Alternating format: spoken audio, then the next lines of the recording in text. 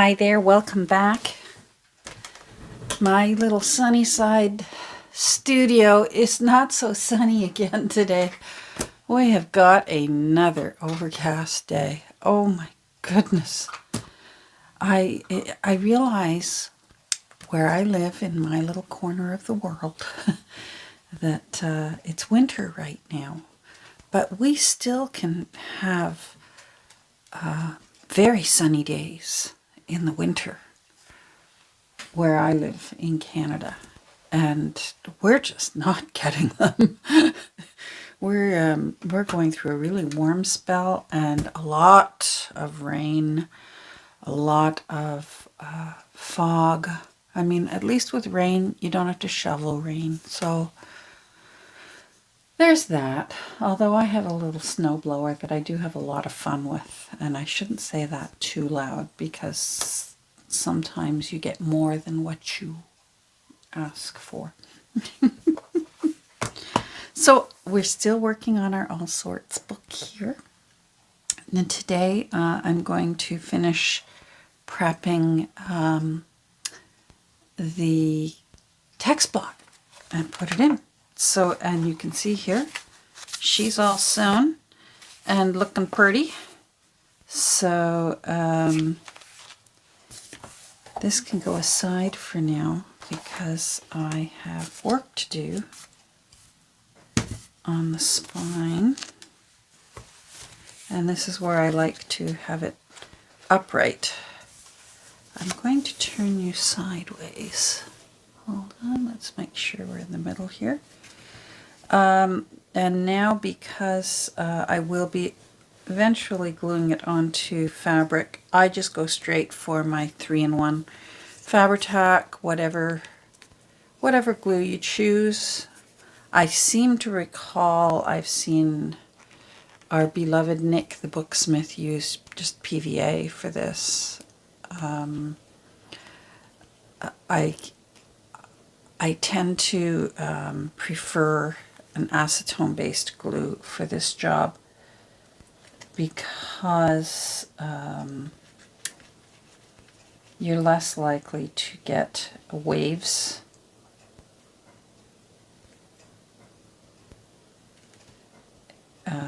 A wavy, it's not water-based. There. I knew my brain would find the term I was looking for. The glue is not water-based, so you're less likely to get waves and curves and what have you. So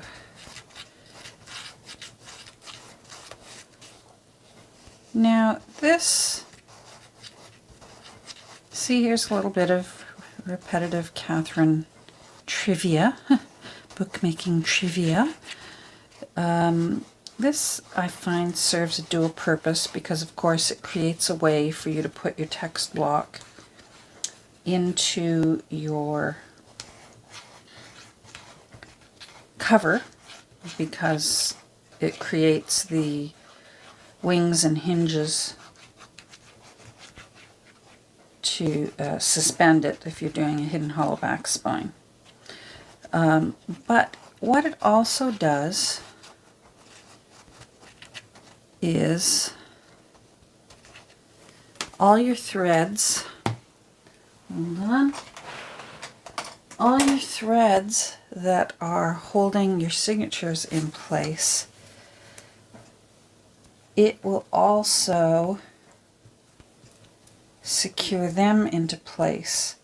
So when you think about it, we'll put our imagination caps on. Imagine by some rude happening, one of your signature threads breaks on one of your signatures. One of the threads breaks. You will still have, for example, this is a 6-hole stitch that I've done. I usually do a 6-hole stitch. By wiggling these around, as I do with my silicone makeup brush, you're gluing the back sides of your threads to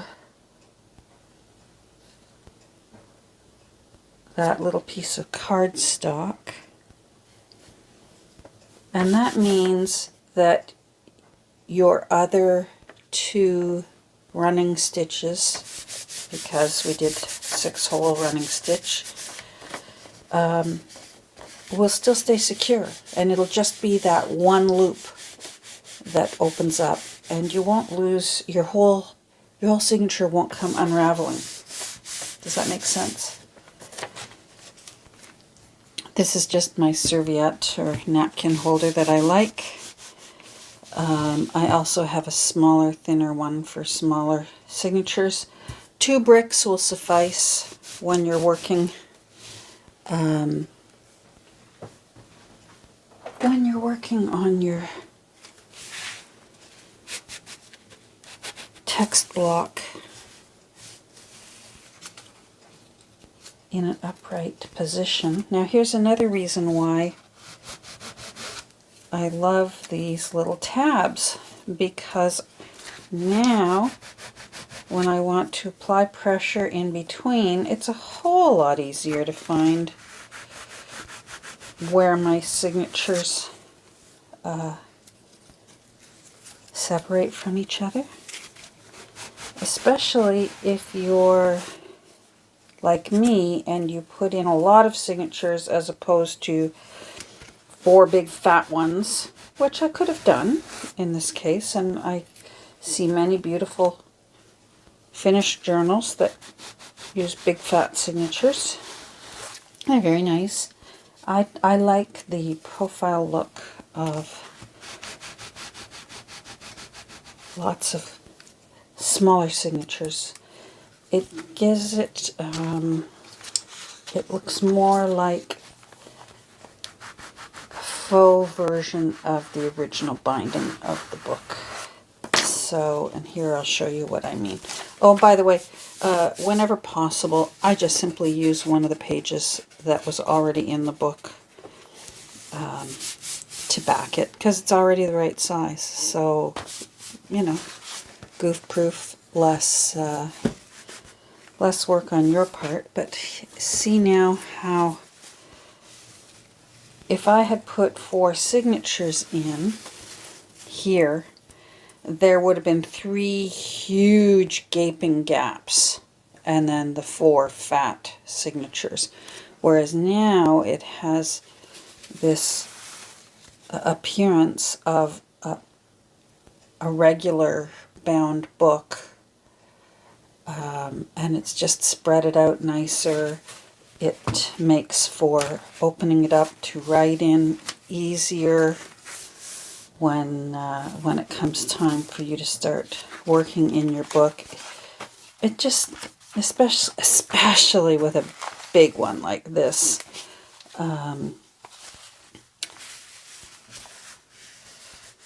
it just makes for a nicer finished product.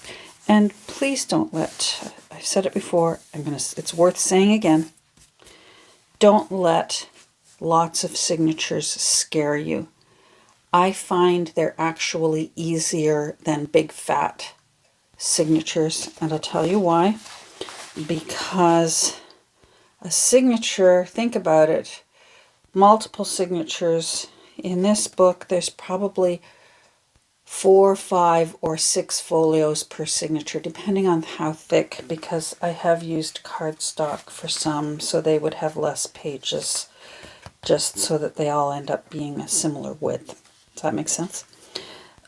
So imagine when you're at that frustrating stage where you're trying to put your needle through your fabric and your template, and then you're trying to weave your needle through that little hole that you punched through. If you've done a big fat signature that's got like 10 folios, you've got to sometimes try and get that needle through the 10 holes that you've poked in that signature, that big fat signature. Whereas when you do a thin signature, it's just 4. Boom, your needle goes right through. Very nice, very easy. I find it much easier and quicker. Now I will flip this little baby back up again, and then I will get my marker And nobody ever sees this unless they take this book apart someday, but I know it's there. And now whoever adopts this book knows it's there. Oh, and I've got to put a new year, 2023. Wow. Okay.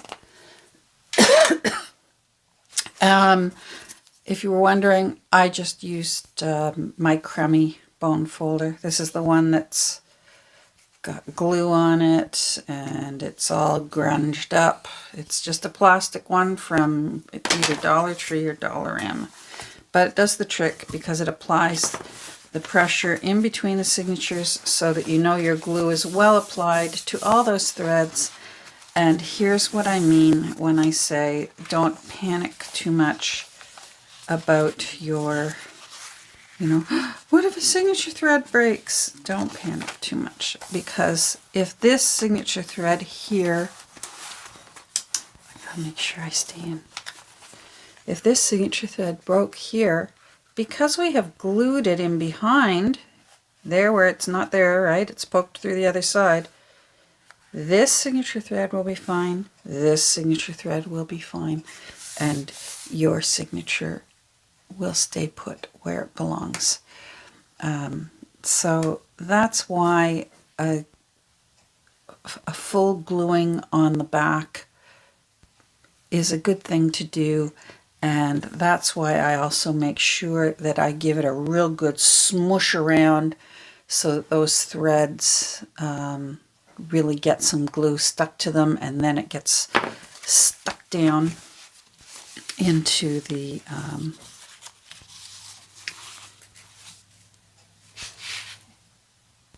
paper and the glue and the whole mishmash of stuff. 3-in-1 again, because fabric to paper. I find I don't need so much glue this time.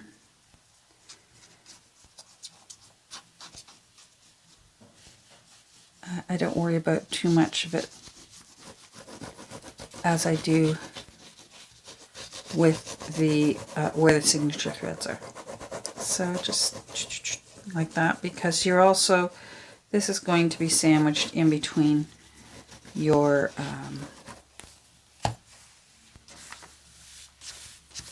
end papers and the cover.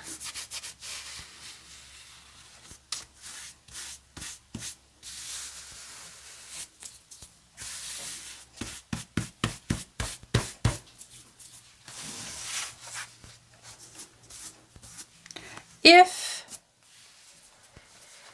the paper that I used, which was out of the text block, if it was too fragile, because I do need it to hold up a bit, it's going to give some form to this fabric, but I don't like it to be too heavy because I want, you know me, I like my hinges floppy. If this was too fragile, then yes, I would cut a piece of paper that's the right size and just use it. But whenever possible, if I can use just a page out of the book, that's what I use. Saves cutting time.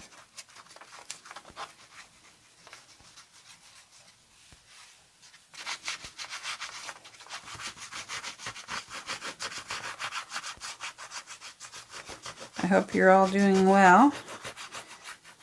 It is 1 week after New Year's, so we should, here's a little ray of sunshine for you. We should start seeing all the different cases of all the different flus start popping up now since everyone's done all their partying.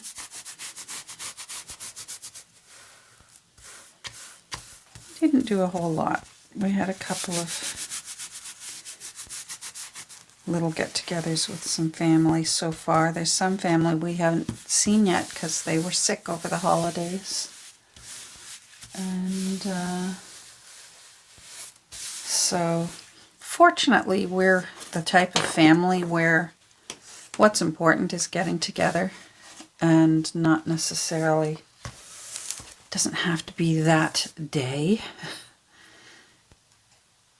we can have a wonderful meal and time together on another day, and it's not a heartbreaking thing for us. Oh no, it's not that day. You know what? We're together. We have a beautiful meal together. Life is good. That's the way most of us look at it in our family. Now here is something I do while these wings are drying, because you can feel them drying when they're cold. That never fails to thrill me. Ah, the little things. I feel around for where the cardstock is underneath. And then I get my little really pointy sharp scissors. And I will aim towards where that is. So if this is showing up, see how that one is here, one is here. If you need to, I can draw pencil marks so that you can see where I'm aiming for. So I'm aiming for around there and approximately there. And I'm going to cut slightly on an angle just to get to there. I'm going to look underneath, make sure I'm not cutting any of my beloved threads. And again, slightly on an angle, just to there. And that's going to reduce any bulk because that's going to be flipped back and glued.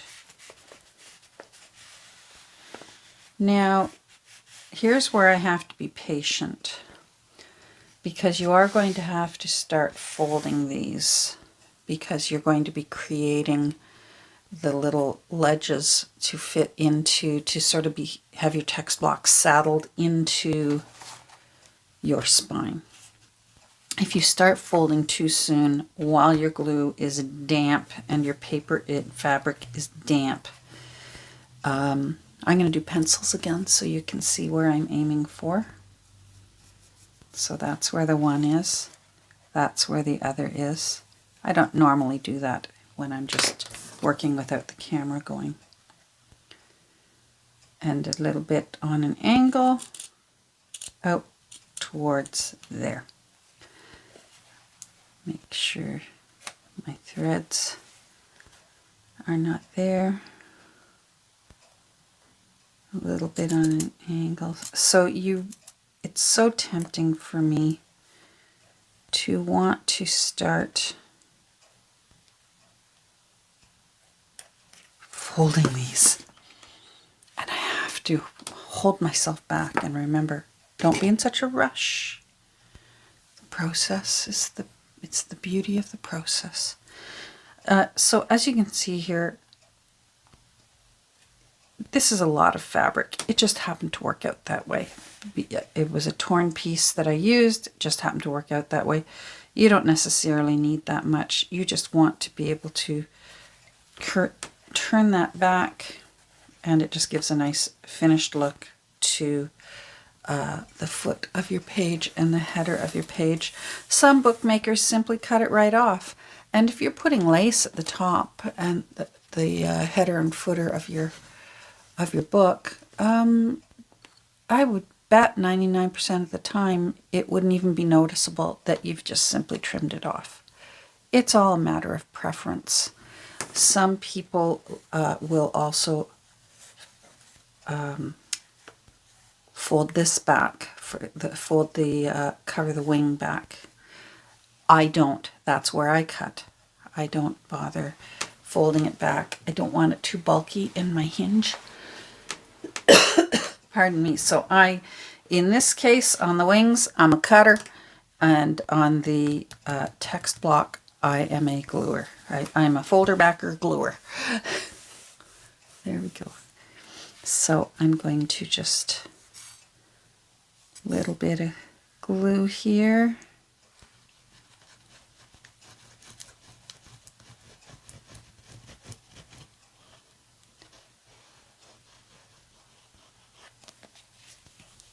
And back.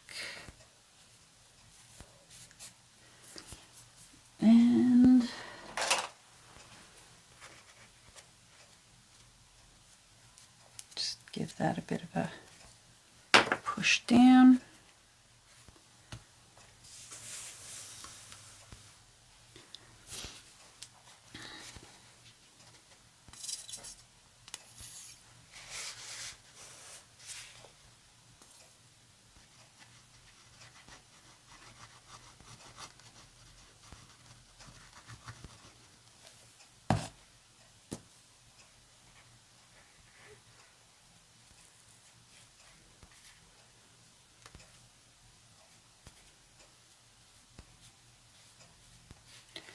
Next will be your decision whether you're putting in a ribbon bookmark. That would go next. And then if you're putting lace or cheesecloth, that would go on top of that. So you've got some decisions to make next if that's the case. Now, here is a case where I eyeball it. Again, I want it on a very, very slight angle, and I just simply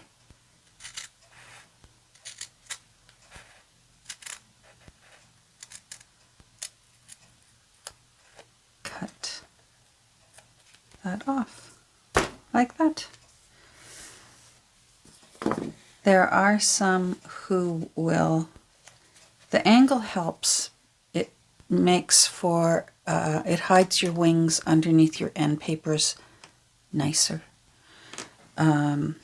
So I can see how if you wanted to, you could cut your paper ahead of time and then fold your fabric down. I would still urge you to cut a dart here so you don't get too much bulk at this fold, if that's what you prefer to do. But I just simply, I cut it off. It's going under the end paper anyhow.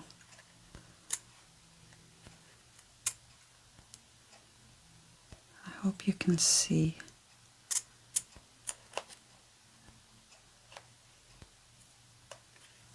There you go. So you can even see here, it's a very little,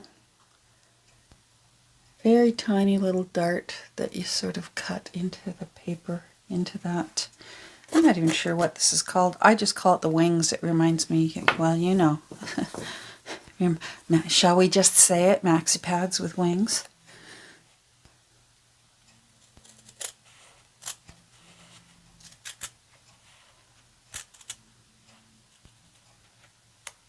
So I just call them wings.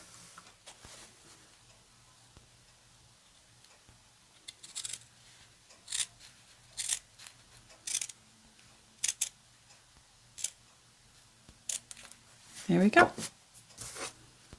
Done. Easy peasy. Now it still feels cold.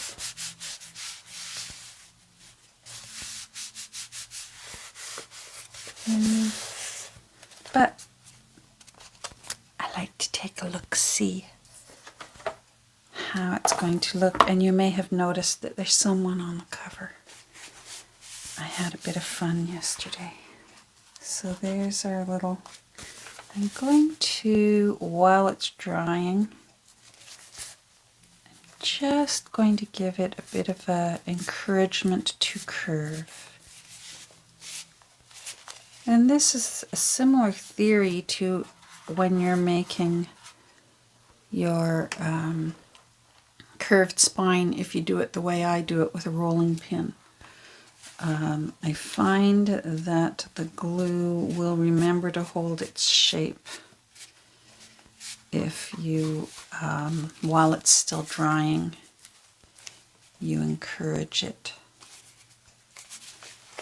to curve. This is easier on larger books than it is on smaller books. That can be tricky, curving a smaller book.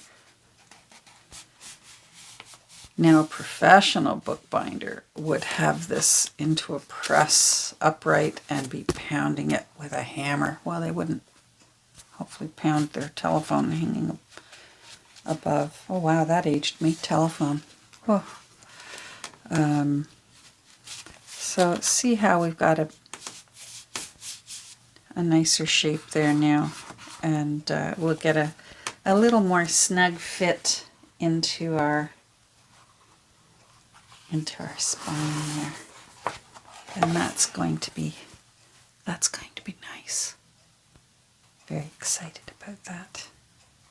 I'm looking forward to having a bit more fun with